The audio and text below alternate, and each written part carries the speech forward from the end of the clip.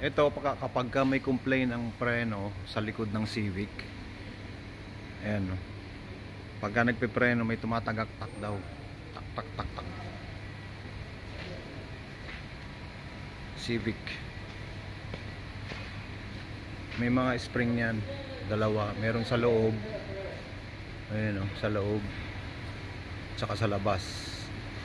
Ngayon dahil ang trabaho ng spring na yan magbigay ng tension dito sa caliper, ayan o. Okay, so ito dadagdagan mo lang siya ng tension para talagang wala ingay, lumapat yung caliper dun sa brake pads.